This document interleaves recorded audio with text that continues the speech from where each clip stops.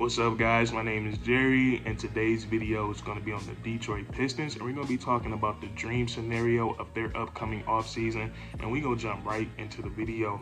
Now, depending on how you look at it, you can say that the Detroit Pistons had a terrible season, or you can say that they had a pretty solid season. And to all the people that think they had a terrible season, I can understand why. We only won 23 games, and that's only 3 more games from last season. But to me personally, I think the Pistons had a really solid season. Just looking at the way things kicked off for this team, losing a lot of ball games, not being able to close out games in the fourth quarter, a lot of silly turnovers. But I feel like the Detroit Pistons grew from that within the season, which is pretty impressive to me, to be able to learn from your mistakes within the same season. We look at this team past the All-Star break, Marvin Bagley joining the team, guys getting back healthy. Detroit Pistons look like a completely different ball club. They were more exciting, more explosive, more entertaining, and most importantly, they were winning ball games. They were able to beat some tough competition in the NBA. And they were able to win some games in the fourth quarter, which is very important for a young team. And now I feel like with the offseason right around the corner, Troy Weaver has everything in his power to make the Detroit Pistons a lot better. And now we're going to get into the dream scenario for the Detroit Pistons. And we're going to start with the draft lottery. Now, the Detroit Pistons, they have a 14% chance to land a top 3 pick, which is pretty solid. And then they have a 52% chance of their pick falling within the top 4, and it's pretty much guaranteed that their pick is going to be in the top 7. So let's just say hypothetically, the perfect thing is that the Detroit Pistons get a top 3 pick. That's our goal. That's what we want. And the top 3 guys in this draft class that everybody think is going top 3 is no specific order yet. I think it's going to be on fit for whatever teams get the number 1, number 2, and number 3 pick. But let's just say if those top 3 guys are Chet Holmgren, Jabari Smith, and Pablo Banchero, and I feel like if the Detroit Pistons got any one of those guys, it would be very perfect for the Detroit Pistons. And I'll explain it to you guys, because all three of those guys, they feel something that the Detroit Pistons need, whether it's playmaking for themselves and for others, being able to shoot the basketball, being able to stretch the floor, and just all those guys have some tremendous offensive upside. So if they got one of those guys, it would be perfect for the Detroit Pistons, because they played a power forward position. And if the Detroit Pistons are able to draft a power forward, it would be perfect, because that will give them a little bit more wiggle room when it comes to giving up Jerami Grant. And Jerami Grant, I feel like trading him is very tricky, because he's a low salary player as of right now. We don't know how much he's going to want once his contract is over, but Jerami Grant, with how much he's getting paid, he produces so much more. He gives you 20 points a night, he gives you 5 rebounds, he can get you 3 or 4 assists, and then he's so good on the defensive side of the ball. But with drafting one of those 3 guys, all 3 of them are projected to play power forward in the NBA. I think it would make it a lot easier for the Detroit Pistons to trade Jerami Grant. And Jerami Grant, like I said, is tricky because he gives you so much, but he's also a guy that a lot of teams want, a lot of playoff teams want.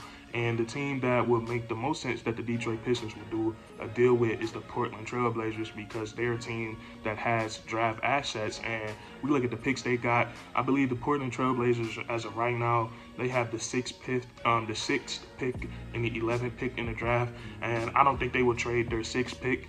And if they trade, I believe they will be willing to give up their 11th pick for Jerami Grant.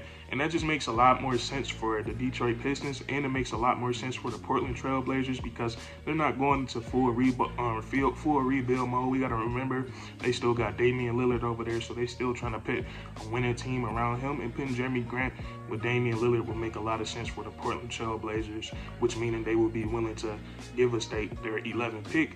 Now we're back to the Detroit Pistons. Now we have that power forward. We have Jabari Smith, or we have Pablo Banchero, or we have Chet Holmgren. We have one of those guys, and then we get an additional 11th round pick. And then I feel like what the Detroit Pistons should do with that pick, I feel like they should draft somebody to come off the bench that gives us something that we need, whether it's shooting, perimeter defense, just a guy that specializes in something. They could, and with the way that this draft is set up, it's a lot of good talent. The Detroit Pistons could go in two different directions with that. They can go in two different directions with that draft pick. They can draft a guy with upside, or they can draft a guy that's already NBA ready with an NBA with the already NBA ready skill like shooting or playing defense. And somebody I have in mind, man, is Tari Eason. I really like his game out of LSU. He has a lot of hustle to him. He plays great defense, and then he can hit shots. You got Johnny Davis out of Wisconsin. To me, he's an NBA ready player, 3-and-D player. He can play some great defense, and then he's gonna knock down open threes. So we talking about this. We getting the top 3 pick in the draft. Remember, this is not guaranteed, but it is very much possible. But we getting a top 3 pick in the draft with one of those guys with tremendous upside, and then we get another top 15, another top 12 pick in the draft, and then we add that to what we already have.